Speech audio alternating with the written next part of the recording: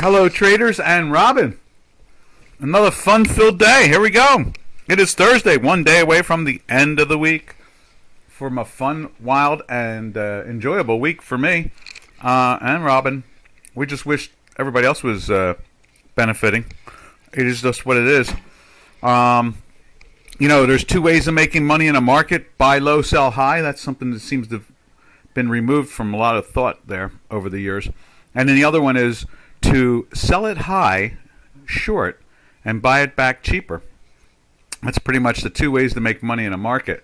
Now, obviously, depending on how you use the tools and what tools you use is the key right there. Hey, George, how you doing? So, we see here this morning we got the Swiss up there. Again, we've now feel very comfortable that we've seen the great bench test of the marketplace. And what we, look at now is it's very clear. Inflation is moving everything. It's changing the range. It's not. Let's put it this way. It influences everything. It's so powerful now, inflation, that it influences gold to go down. It's defying gravity at the moment. It influences currencies to fail against the dollar. It takes currencies that normally, even commodities now, we're seeing the more inflation kicks up, we're seeing like the meats, the cattle and the hogs and all go down in value. Whereas, these are all, energies and commodities have always been a place to run to during inflation. And obviously everybody can raise their hand on this one. Obviously, gold and silver was the number one place to go for inflation, but not in the era of quantitative easing. That doesn't work that way. And as you can see right here, we got this is the Swiss right there. We're pushing up and down on the screen there. You can see the strength in that. You can see it over on J4X. Look at that mountain of green. And this is all because of inflation. Somehow or another, the system, not the concept of inflation, not the reality of inflation, but the inflation controlled by the buyer of last resort. And we all know who the buyer of last resort is, and that is the Federal Reserve. It's not the mutual funds. It's not the hedge funds. It's not the specialist system or the locals or the market makers anymore. Those days are gone since quantitative easing in 2008. That has stopped. Now the buy of last resort is the central bank, and they influence it through many canals and systems. They lend money overnight for free. We've told you the stories where Citadel even gets like $1 billion or $1.5 billion a night for free. They can have that money for free from the Federal Reserve, and as long as they do what the Federal Reserve wants them to do, they do it. And so that is where we are now. It's very unique in the 21st century. So silver is less than 50% from highs. It's a buy. Well, yes, that's part of the concept as we started off, 54. Buy low, sell high, not buy high and sell it higher. Exactly. And so if you're looking at silver for the next, 3 to 5 years, definitely, it's a bargain. Let's take a look at it real quick since you mentioned it. Without a doubt, a 3 to 5 year period, I'd say the worst would be 5 years out. I really have a hard time believing that silver can't get higher than that over the next 5 years. But look at it there. It's trading at 2094. I would think, that you could buy silver as a long-term investor that's going to park it to the side, dollar cost averaging, good money management, without a doubt. You can always sell calls against it when you're nervous, when the quants, like our quant right now, as you can see right there, has been in a sell for this whole move. And our daily, geez, this thing can't even get out of a daily sell. It's been in a daily sell for the whole move. Was that an inside move? 54 to say that? Let's put it up on J4X there. Didn't happen to go there for that specific reason. I just seem to start off on it like that. You can see it right here, same way. Just look at that pressure on the J4X. Just down, down, down, down it goes. Every time the green line breaks here and we're in a red, it seems to be A-OK. So, yeah, it's down 50%. Bitcoin's had, Rob and I talked about this yesterday when it was trading at 30 and 31. I said, and then it was at 29 and change. And I said, are we looking at a 2/3 retracement there? Bitcoin could be literally, let's put the Bitcoin up there.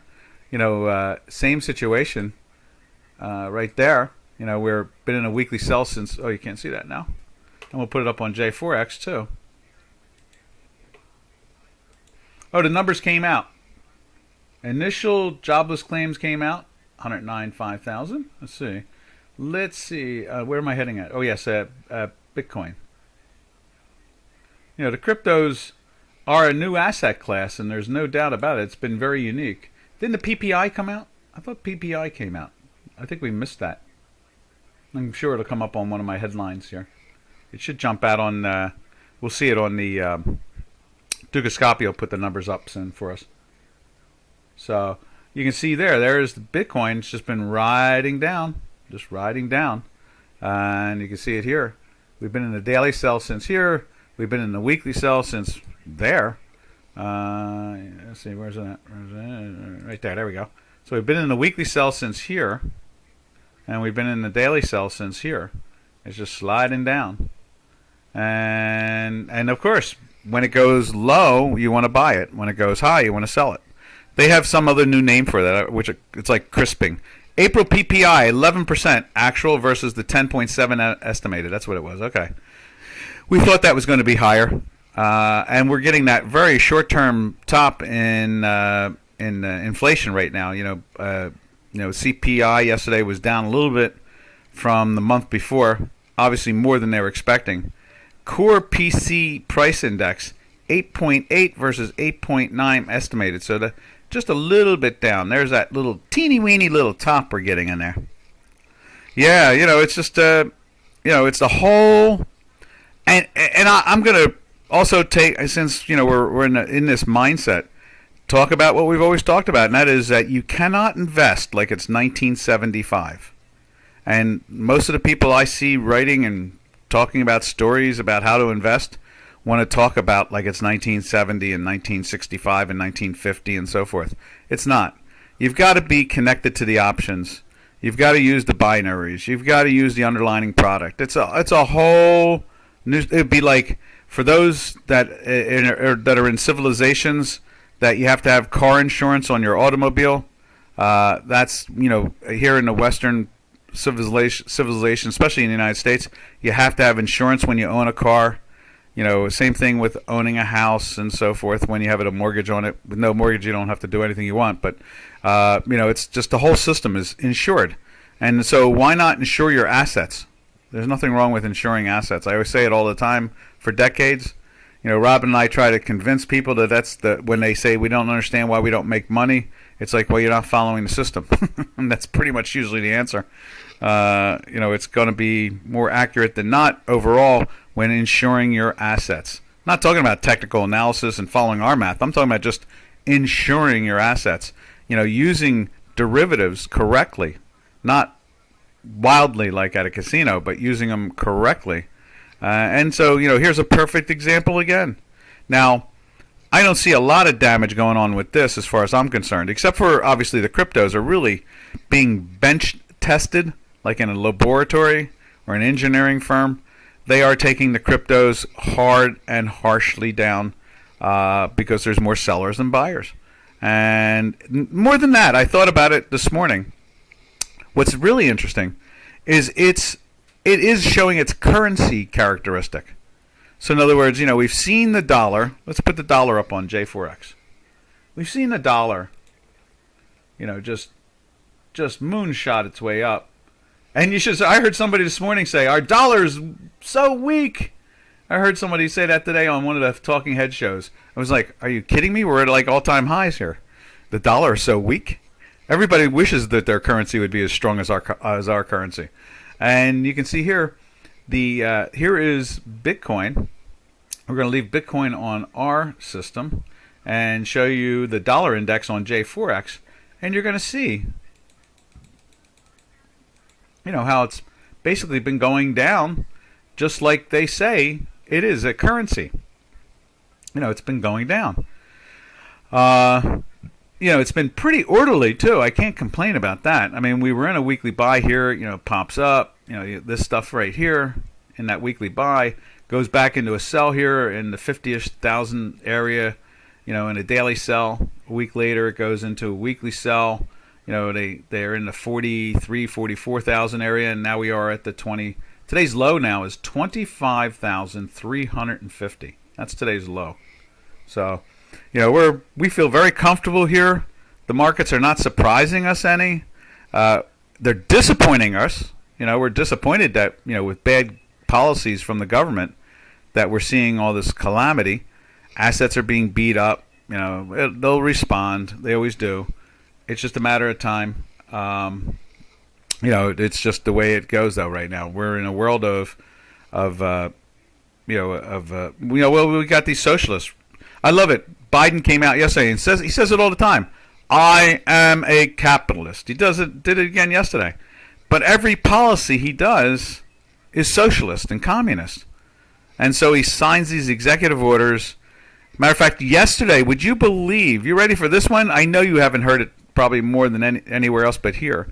But would you believe that he stopped drilling? He halted leases on drilling oil in the United States yesterday? Can you believe this guy? He keeps on claiming that he's a capitalist and we need oil, and he halts and takes leases away from companies yesterday. Not like, 2 months ago, 3 months ago, yesterday. So, this is the world we live in at the moment. It will change in 5 months. By 7 months from now, it'll be enormously changed. It'll be very entertaining. And we'll see a uniqueness that we've never seen in 3 generations of politics in America. We're going to see a change in government, in policy, that we have not seen in over 3 generations. 4 generations now, I imagine. You say, how do you say 1861 to 2022? So that's 122 years and another 39 years. So it's 161 years.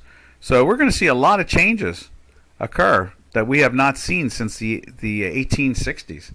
And that's going to be very interesting. Politically, we're talking about, not violently, politically. So we'll see how, we'll see markets. I think markets will, that's why it's pretty safe to dollar cost average in here, because we're no more than 5 or 6 months away from a low.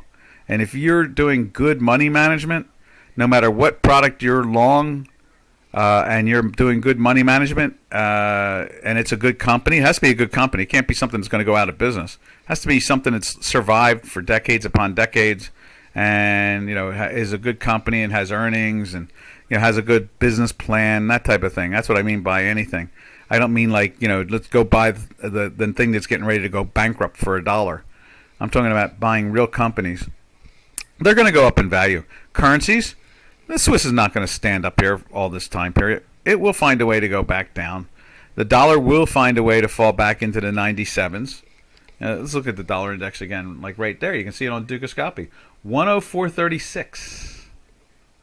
And we have people here in the United States trying to tell us this morning how bad the dollar is. How bad the dollar is.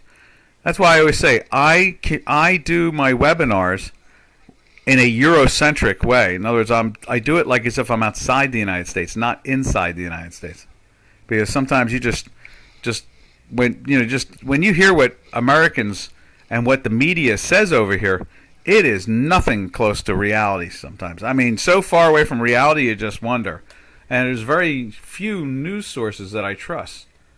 So, that is where we're at. So now let's jump back to the Swiss, and we'll go through the currency pairs. Anybody see anything they want to look at? Just stop me. We'll go look at it, because that's the way we function around here. Let's see. All right, let's put the Swiss up again there. There it is. You can see it's kind of trying to pare back a little bit. Someone's obviously listening. Been on that weekly buy for a while. You can see that there. And you can see on J4X, that baby is just green, green, and more green. And I see a little turn here, just like our work is turning there. All right, from there, I was really surprised when I woke up this morning when I saw the euro. I was like, wow, what's happening to the euro? There's the euro. There's a smasheroo, isn't it? Wow, huh? Talk about getting knocked down on your feet. A couple days now on the sell. Been in that weekly sell all the way back to here in February. Early February, late January. So the pressure's been on that way there. Let's take a look at it right here. And I'm surprised no one's saying, are they going to par, Doc? Are they going to par? It's like, as long as we stay in this weekly, I guess so. But if it stops the weekly signal and goes into a daily, then obviously not, that type of thing. Doc, do you see a 2008 type of housing crisis at the door? No, not even close. No, not even close. Remember 54, the world went bankrupt in 2008. The world's not going bankrupt right now. Everything's orderly. That's what quantitative easing is all about. Remember, we went bankrupt. Lloyd's of London is gone. Can you imagine? Now you're going to start me on that again. All the major names. Merrill Lynch is gone. Deutsche Bank is gone. Bank of Scotland is gone. They're all gone. They're out of business. And what they are now is they are entities of the central banks. Citibank is gone. They're all gone. They don't really exist anymore. Only in name, and in some holding company, propped up by a central bank somewhere. The central bank of Germany holds up Deutsche Bank. The Federal Reserve holds up Citibank. They took Merrill Lynch. Merrill Lynch is gone. Santander was same way, and Wachovia gone. They're all gone. They've been merged into other companies. They're all gone. They don't exist anymore, and that's why 2008 had occurred. Is that the Democrats and Barney Frank in particular, Congressman Barney Frank from Massachusetts, he's like Saint Germain when the savings and loans went under in 1978, under the Jimmy Carter years, and President Reagan had to try to bail out the savings and loans. They got beat up from bad government policies, forcing them to do bad things. And that's how it is now. So no. Now, will there be... you got to imagine we're at all-time highs in a lot of real estate all over the place. So if it goes down a little bit, or even a quarter, it's not the end of the world. Whereas, in 2008, we lost major historic companies that we thought were the Rock of Gibraltar. We thought that they were in, no way in the world, Merrill Lynch going out of business. Who would have believed it? I think they got them for like $11 or $12. Can you imagine that? I don't even know what they paid for Wachovia. I think Wachovia might have been the same way, like $8 or $6 or $12 or $22 or something like that.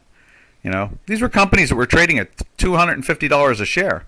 All of a sudden, they were signing deals with stronger companies that didn't get trapped in the what do they call it? The collateralized debt obligations, collateralized debt, CDOs. So what happened was most of these companies who went under, like Lloyd's of London and so forth, and Deutsche Bank and Citibank and Merrill Lynch, were heavily invested in what they called CDOs, collateralized debt obligations.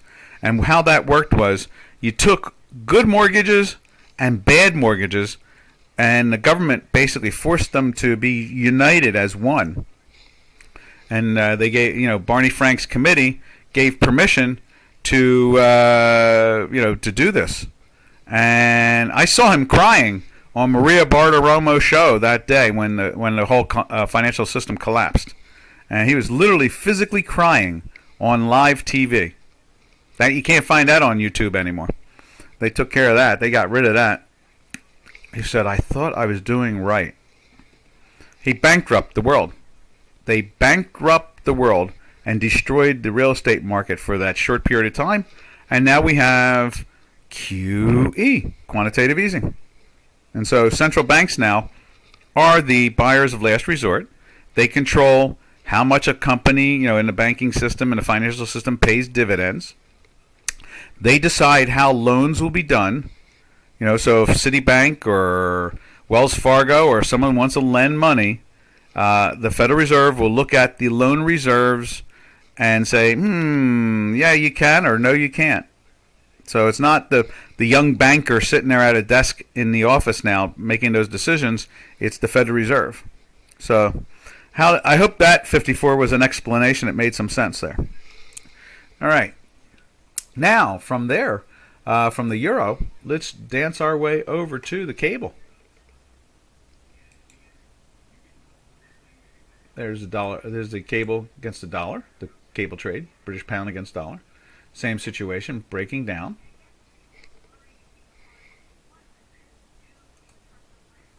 And right there, you see the same thing here, same type of action. We're in that sell now for a few days here. Been in a weekly sell for a good 4 weeks now. Since the 130-ish area. And no, I hear you. A lot of people are concerned about that. See, it's Doc. Did you see? Okay, type of housing crisis at the door. Let's see. Japan is doing QE to infinity. Yeah, they've been doing that for a while. Actually, they started paring back a little bit. So they're really probably upset because they actually tried to move themselves out of the QE about 10 months ago. They saw the writing on the wall then. And so, yeah, they're really getting pounced on. But, when you look at the Swiss, the way it's acting against the dollar, and then you look at the way the yen is moving against the dollar, it's not that. They're moving at basically at parity. They're equal. So now for the cable, you can see the same thing. Cable's the same way as the other two. And the euro, since the euro is the second largest economy in the world, it's a $21 trillion economy. I imagine that it's going to dig its heels in. We'll see how they play that out. But I guess the biggest scare of all out of all this is how the regulations will be put on the cryptos, which they shouldn't be. They should just be left to fly. It's like a free it's a free market system. If they have any value, they will survive. If they don't have any value, we don't need a bureaucrat telling us that they don't have a value. If that bureaucrat was that smart, they would be trading instead. And that's the way I always feel about it. It's like I don't need a bureaucrat to tell me when something's dangerous. And that's the gist of that. And I think we're going to start seeing some of that in the next 6-7 months. We're going to come to a point where the bureaucrats are going to start losing power for the first time in 160 years. And it's about time the swamp gets drained.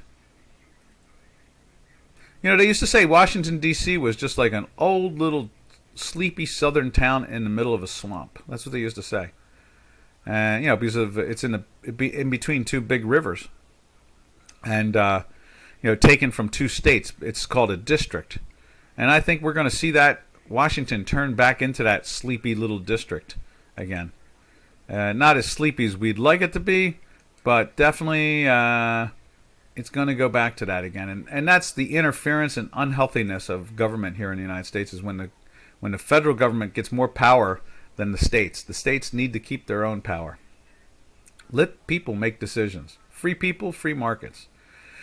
So, yeah, the only thing I'm really worried about is the cryptos getting over-regulated.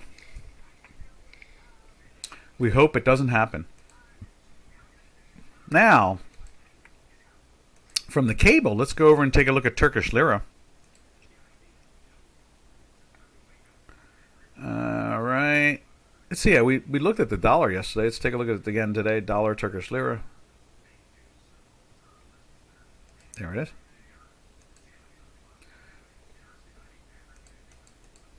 You can see it was some wild spike yesterday, or 3 days ago now. We're still in the buy from that time period. So it's been in a buy from here, and we got that jump. Oh, what do we got here? I'm seeing something from Janos. Let's see. Okay, Dukas copies. Anything? Let's see. Right here is something went wrong. Let's see. Whoop. Let's see if we can see that again. Guys, you are without my tech support today. Ah, okay. All right, so it's just internal chatter.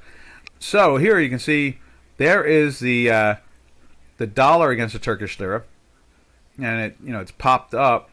We've set up a new range. We'll see how well that does, and maybe this will in the end just kind of mosey along. It's been in that weekly buy since back here. It just refuses to find a sell when it comes to the dollar Turkish lira, but on the Euro Turkish lira right there, which I like to say location, went into the sell here, and then it went down. Now it's gone into the buy there, and it's gone back up inside that weekly sell. So it's kind of a neutral for us at this point. It's not anywhere near the top end of the range, so that's good.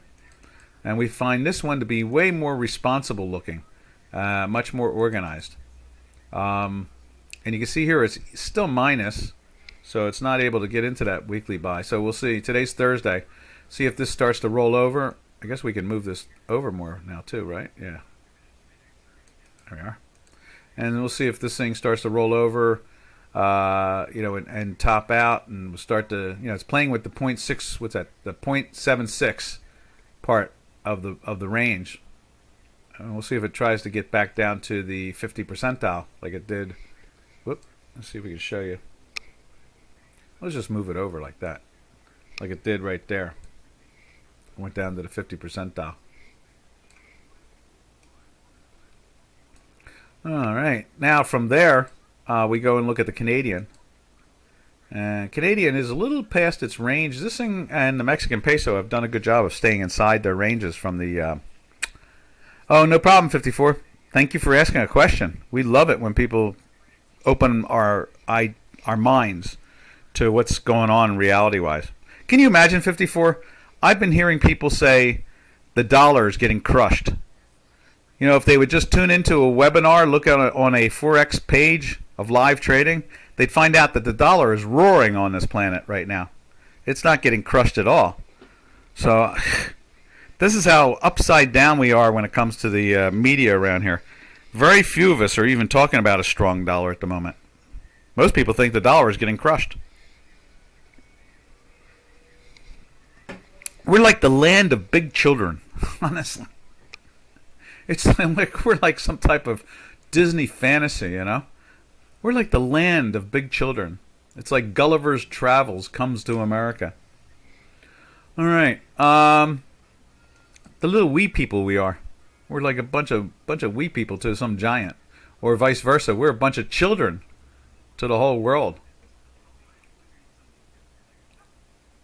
All right. Canadian. Canadian's looking kind of firm there. Let's put it up on J4X.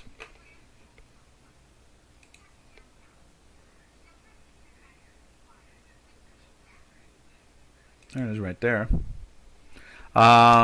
Would like to see, it fall back below the range again, but we now feel very comfortable that, we know that inflation is having a big effect on all this.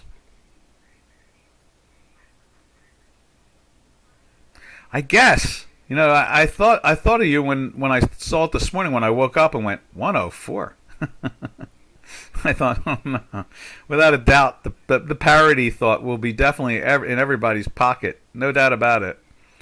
I imagine, it is the second largest economy in the world, right behind the United States by about 8 or 9 trillion. So that's not, I think we're 31 trillion now, or 30 trillion, something like that, and or 28 trillion, something like that. And then Europe is like 21 trillion. And then I guess China, not China, I think Japan must be third. And then I'd imagine, just a simple guess, that I would say that I would think China might be fourth or fifth. That's what I think it is. It's never been second. I don't know why people think that it's second. It's just like the same people who say that China is the second largest economy in the world are also the same ones trying to tell us that the dollar right now is trading at all-time lows. You'd really know there's a bench test. When the same people who say that say the other thing, you can't trust them. I mean, anybody with a cell phone can go up on a Forex page at Dukascopy or Swiss Bank and see that the dollar is trading at all-time highs. But here in the United States, these same people who try to tell us that China is the second largest economy in the world and is going to be the world reserve currency, also tries to tell us that the dollar is at like historic lows. That's amazing, isn't it? It's like it's one or two things. I'm telling the truth, or I am living in a nursing home right now, and this is all one big figment of my imagination, pretending that I'm doing a webinar. It's one or the other at this point in time. That's the way I see it. All right, so there's the Canadian. The Canadian's at the top end of its range. We'll just tighten it up just to show that a little bit more. See it like that. Like that. And at the same time, and that's a couple-year range, too, we're talking about. And at the same time, let's put the energy market. Oh, no, you know what? Let's leave Canadian up on J4X. And what we'll do is we'll go find the oil market. And that's normally with the Canadian moving up. Maybe we should go to reverse way. Whoa, what did I do there? Let's go find it again. Canadian. Oh, no, that's all right. Let's go to Crude. There's Crude. There you go. That's what is that? That's the Bitcoin there. Yeah, you can see we're pretty much unched for the day, or right on it, just on the edge, on oil right there. And Canadian is, it's trying to move. It tried to move down. You can see that we're minus, just by the hair. So, pressure's on it for a couple of days.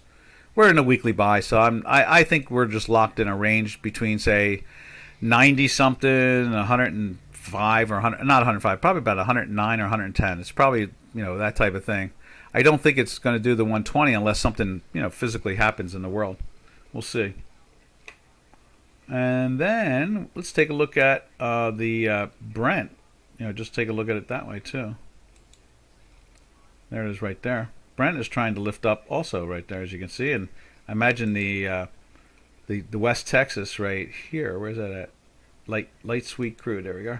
West Texas is doing the same thing. They're doing the green thing, They're trying to turn up. You see the green lines trying to turn up. And with that, normally, the Canadian will go up, against the dollar. In other words, go the wrong way. It loses money against the dollar. And that's what we're seeing here right now. Let's just go back to the Canadian real quick on Chicago Quant. And see, it's moving up. It's got a little red dot going on, and it's trying to break down, but not enough yet. Oh, there's Janos at 150 euro. Remember Gitta and that vice president from Swiss Bank that would come and talk like every Gitta was enamored with him. Remember that? A long time ago, Janos. Back in the 2016, 17, stuff like that, 2015.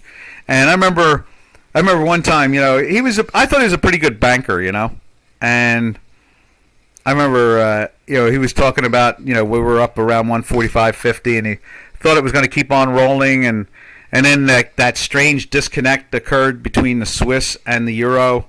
Remember, and the Swiss got crushed. And then, that was the beginning. We went into a weekly sell, and then we just kind of watched it fall apart from there.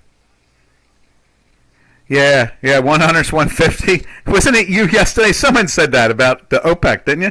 Didn't you say that about OPEC and oil? They like 100 because it's easier to calculate. Just throw two more zeros on things. Yeah, I remember you saying that. Was it yesterday or the day before you said that? Oh, that was funny and true. The unpegging, yeah, exactly. Draghi did a really interesting job as a European Central Bank chair. He really got a lot done for not spending a lot, but he spent a lot in the zero minus interest rates universe instead. In other words, all that buying that they did and forced interest rates down to really low rates, zero minus, that type of thing. That was crazy.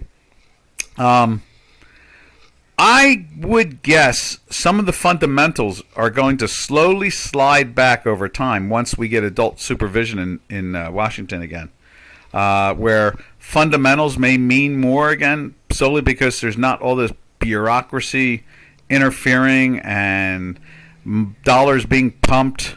I mean, I believe Fed Chair Powell will be confirmed this afternoon. Finally confirmed. And I don't know what he's going to do.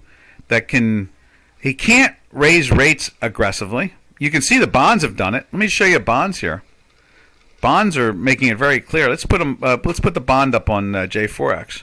But bonds have been stepping down now for a couple days. You know, they know that it can't be totally. You know, you can see it there. There's the green for the last couple days there, and we'll show you the Chicago quant side of it. There's the 30-year right there. You can see 3 days moving up.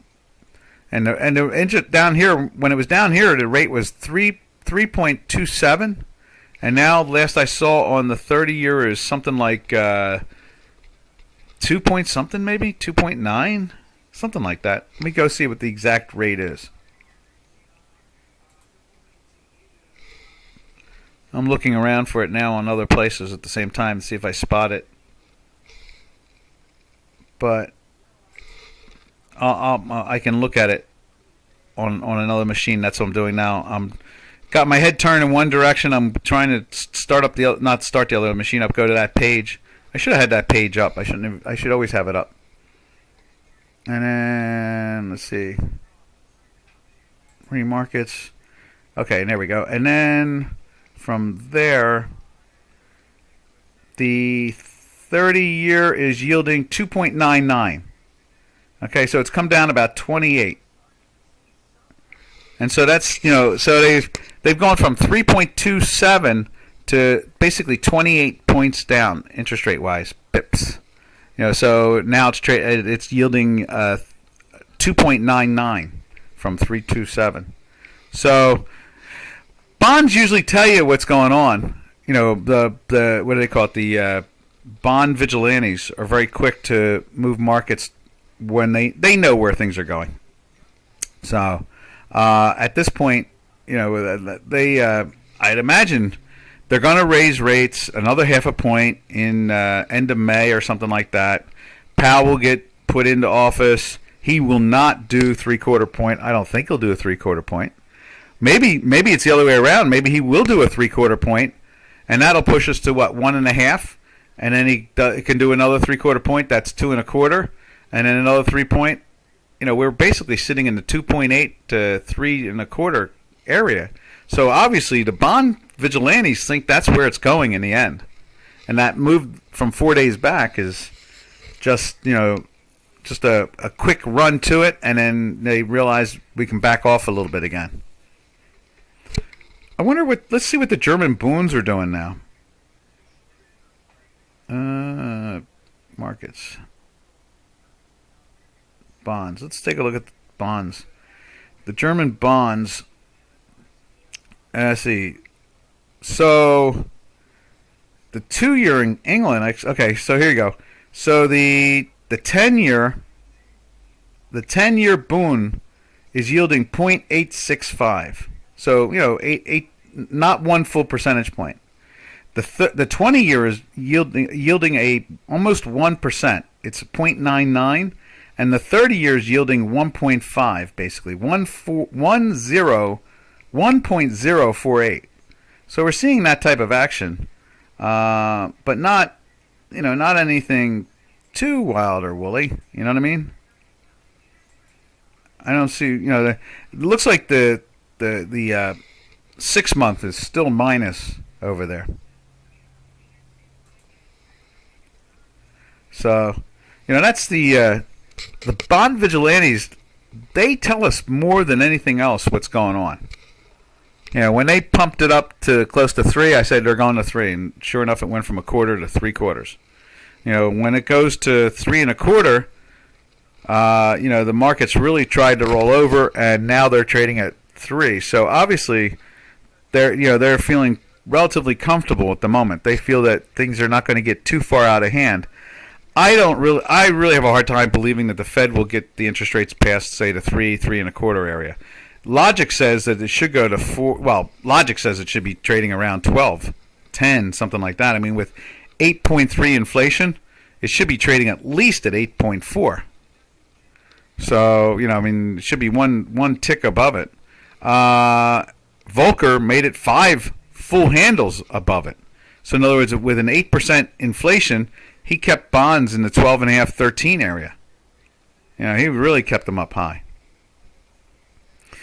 The unpegging, yes, indeed. So, where are we at? We left off, that's 30-year. I think we were looking at Canadian and gold, oil and all like that. So let's go take a look at gold. They've definitely flipped out the logic to the metals complex. Here we are at 40-year highs in inflation, and we're not at 40-year highs of gold or silver. So, I mean, inflation is a interesting product and tool to look at and how it works, but it doesn't function the way it used to before quantitative easing. This is the quantitative easing world now. And until that goes away, which is going to take about $6 trillion to get at least $4 trillion be removed from the system. Once, I would say a good safe $3 trillion. I'm going to lower my point even further. We remove $3 trillion out of the Federal Reserve, and we're going to see a much better economy. And if we got $5 trillion out of there, that would be even better. These are the things that are moving everything: the Federal Reserve and their balance sheet. All right, so from there you can see if gold is going down in value, then we'll go over to J4X, and I would assume we'll see the South African rand rising against the dollar. In other words, losing money. There we are. More green. It's up. Well, it's trying to top out a little bit here.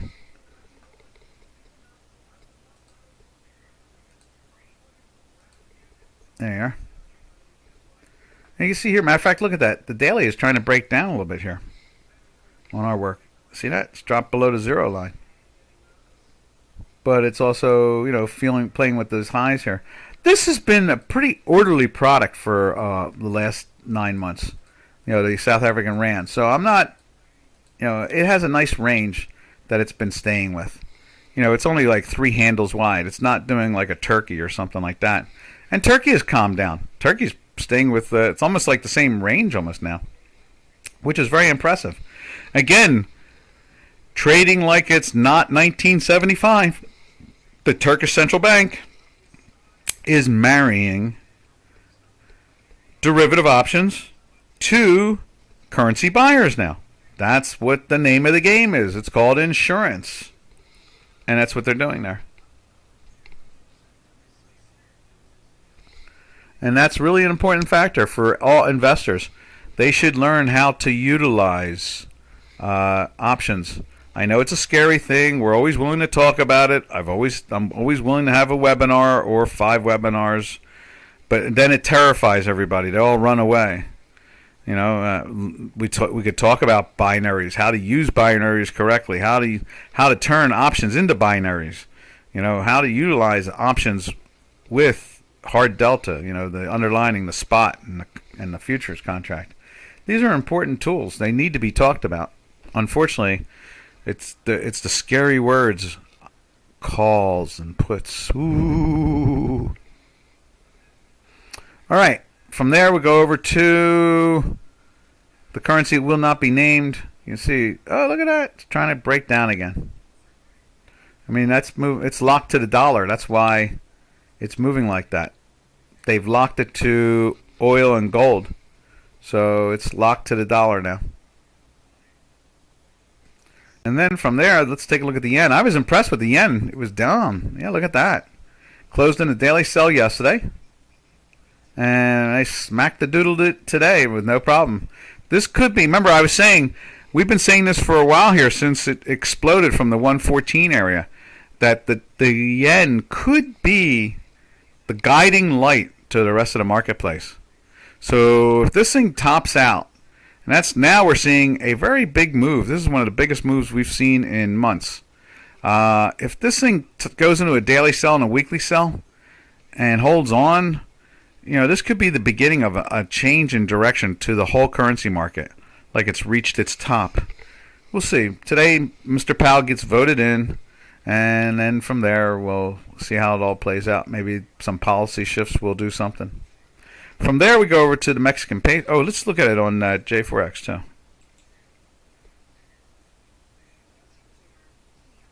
Right there. Yeah, see, there's pressure on it. Look at that. 3 days of red there.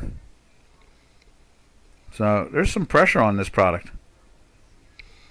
Definite pressure. Well, maybe we'll. I guess you could Fibonacci that the one. What's that? Like the 131 area and a quarter, basically. What was that? That was 131. That was one high of 131.25.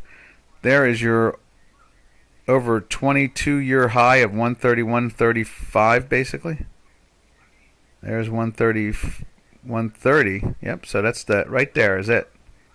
We peaked out there. And you can see the same thing happened right here, is it? Yeah, that's exactly it right there. And you see that pressure on it. So we'll see and watch the Japanese yen and see how it acts. Who is that? What's that one we follow? Was it GBP, JPY? Let's see what that looks like.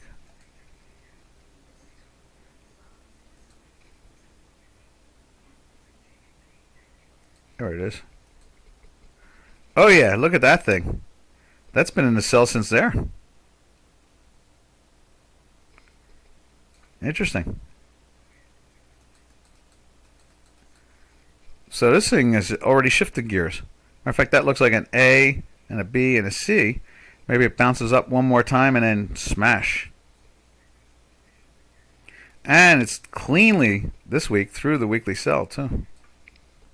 Whereas over and here, it's going to have to do a little more work to get into that weekly sell.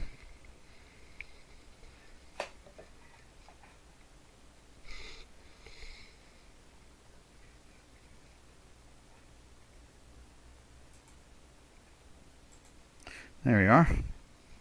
So, let's see. So the yen is moving down. Let's see what the Mexican peso is doing. That must be moving up.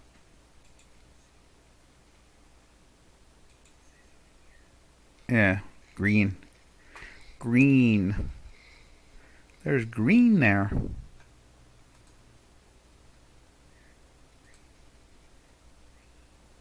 There it is. Maybe I'll whisper like Sleepy Joe. Whisper. He whispered yesterday. Then he starts screaming again. What a character. Now it's fighting with that daily sell. Look at that right there. We got a red dot. But we're in the weekly buy. We'll see what they do there with the Mexican peso. But it seems pretty comfortable at the moment. No real upset or shake up going on in that situation. That does it for the currencies. Anybody wants to see a specific currency, just shout it out. We'll put it up on the screen. But we're going to drift over to now the energy sector. Or okay, we'll look at gold. It's right there. So there's gold. Let's look at that silver again. There's poor silver. Can't believe it broke the 24.55 still. That's just that 24.55 is in a world where there's no quantitative easing. With a world of quantitative easing, it means nothing. Honestly, no fundamental means anything. Inflation 40-year high, and was it 54 said that silver is 50% under its all-time high. It's even worse than that. It's almost 0.618, isn't it? 21 minus the all-time high of what, 52 or something like that? So that's $31 down. So basically, you divide that by 3, right? So divide 52 by 3. So what is that, 17? So 17, yeah, basically it's like 17, right? 17 times 3 is basically 51, so it's like 50. It's like 17 and change. So 34 minus 52 would be, you're talking 18, something like that. So 34 minus 52, it would have to go to 18 to be two-thirds down 50% would be 26, right? Yeah. So it's well past 26. We're trading at 21.16 with a low today of, what's today's low? Low today is 20.70. Let's put it up on here. There it is right there. 21.20. 18's bid for. Yeah, so we're looking at definitely past the 50 percentile at this point. Now, and so in a non-QE era, yes, you can buy this with no problem.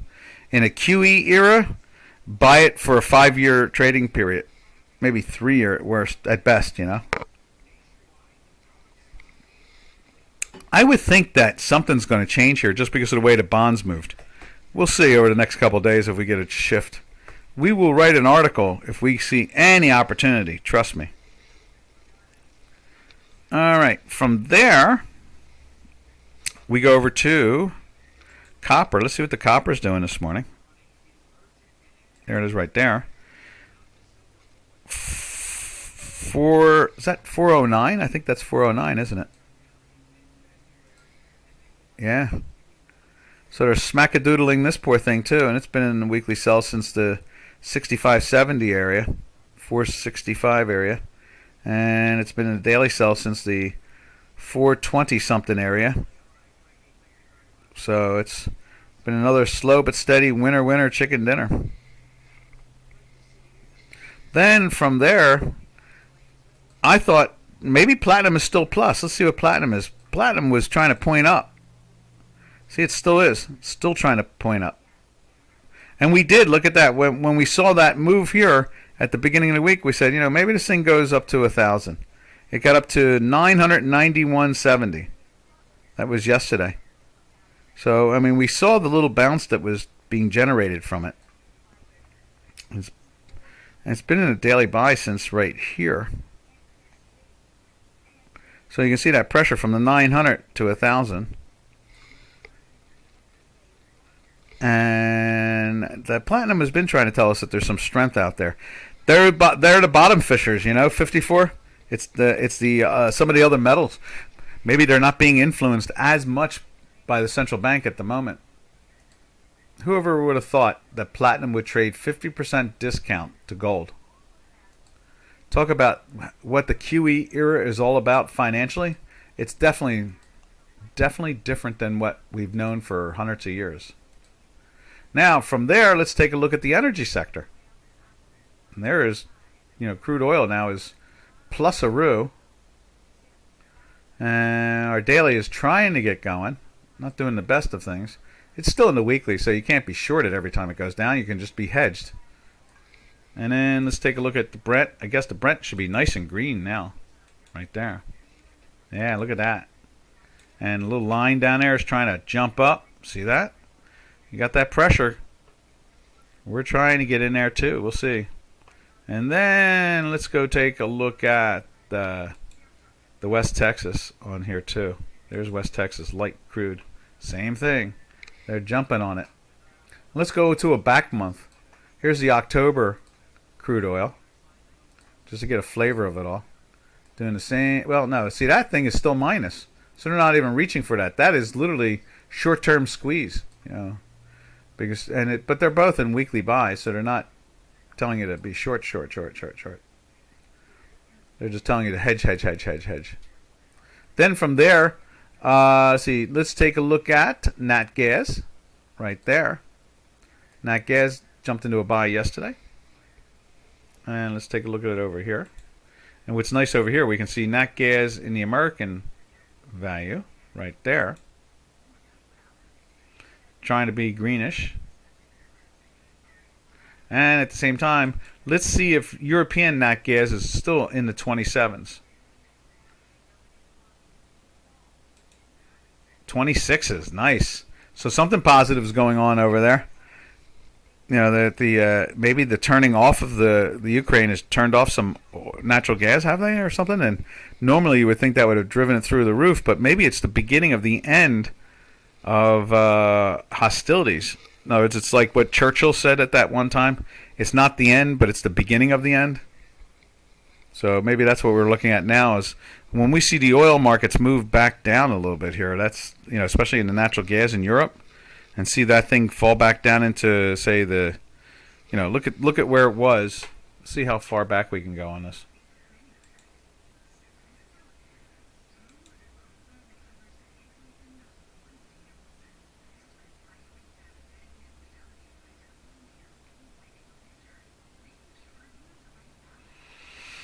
Yeah, so I mean, we've seen this product no more than, when is that? That was a year and a half ago, trading in the 13 and 14s. European gas has been very expensive.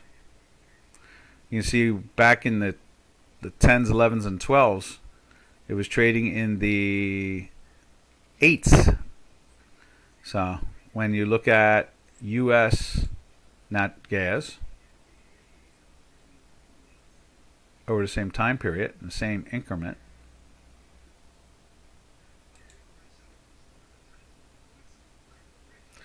we were same situation. We were down to 2, 1 and change, to go up to almost 9 just recently.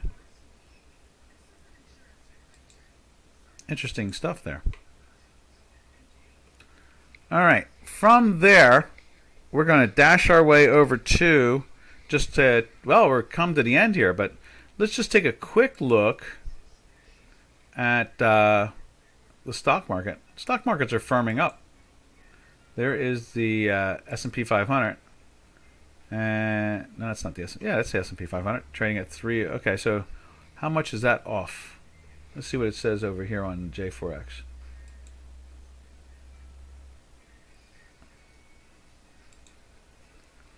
So it's off. What is that? Down 38, basically 38 points. So there's some pressure. The stock markets are feeling the pain again. All right, traders, we're out of here. Tomorrow's TGIF. We'll bring you the best news that we know of, and the best information to understanding what we are watching every day here in a quantitative easing world. All right, Doc from North America saying arrivederci. Happy trails to you until we meet again. Happy trails to you, to all our Dukascopy web trading friends. Later, traders.